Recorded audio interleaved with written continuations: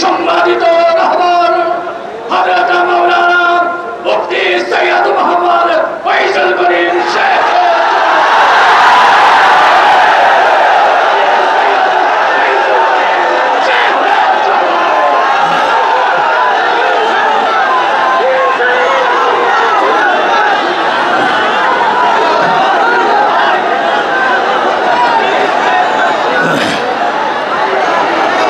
السلام عليكم ورحمة الله وبركاته نحمد ونصلي على رسوله الكريم أما بعد فأعوذ بالله من الشيطان الرجيم بسم الله الرحمن الرحيم إن تتقوا الله يجعل لكم فرقان صدق الله العلي العظيم আমার গবেষণায় ঐক্য না হওয়ার একমাত্র কারণ হলো কলব।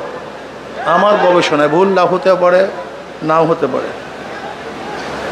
আমাদের সমস্যা হলো অন্তরের ঐক্যতা নেই, অন্তরের মধ্যে মোহাব্বত নেই, ভালোবাসা নেই। এই জন্য যতই ঐক্য করি না কেন ঠিক থাকে না। এই জন্য আমি মনে করি যে আমাদের কলবের ঐক্য যদি হয় তো সে ঐক্য ভাঙবে না। দেখেন, স্টেজ ফিটিং ঐক্যের কোনো মূল্য আমি কোনোদিনই দেই নাই, এর কোনো গুরুত্ব আমি মনে করি না। অনেকে দেখছি একসাথে বসলে খুব আনন্দিত হয়, এটাও দরকার আছে, খুব ভালো। কিন্তু লূত আলাইহিস সালাতু ওয়াস সালাম তার স্ত্রী একই বিছানায় ছিল, কিন্তু ঐক্য ছিল না। নবী নূহ আলাইহিস সালাতু ওয়াস সালাম তার সন্তান একই ঘরে ছিল, ঐক্য ছিল না। নবী ইব্রাহিম আলাইহিস সালাতু ওয়াস সালাম তার বাবা একই বাড়িতে বসবাস করতেন, ঐক্য ছিল না। কিন্তু নবী আলাইহিস সালাতু ওয়াস সালাম আর রয়েস করুনি ভিন্ন জায়গায় ছিল, কিন্তু ঐক্য ছিল। আমি সেই ঐক্য চাই। আল মুমিনু কারজুন ওয়াহিদ।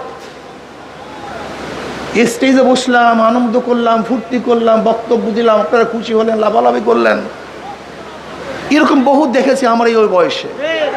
কিন্তু পরবর্তীতে কোনো সত্তা আমরাই সবচেয়ে বেশি বিরোধী হয়ে গেছি।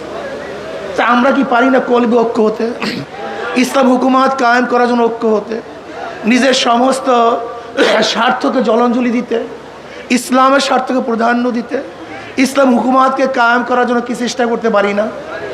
যদি আসলে ইসলামী হুকুমাত কায়েম করতে চেষ্টাই করি, ঐক্যতাই চাই, তা ছাড় দিতে পারবো না কেন?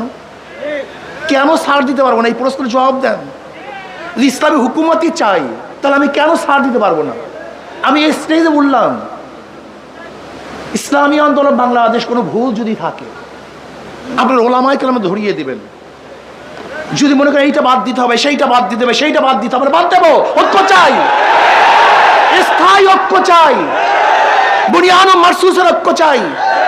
স্টেজ ফিটের ঐক্য আমি কোনোদিনই পছন্দ করি না, এর কোনো মূল্যই আমার কাছে নেই।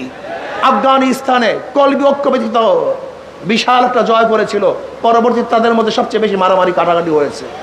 কিন্তু পরবর্তীতে এককভাবে নেতৃত্ব দিয়েছে, আর কোনো মারামারি কাটাকাটি হয়নি। আপনি কি ভেবেছেন? ধরে নেন অলাও ফরজান।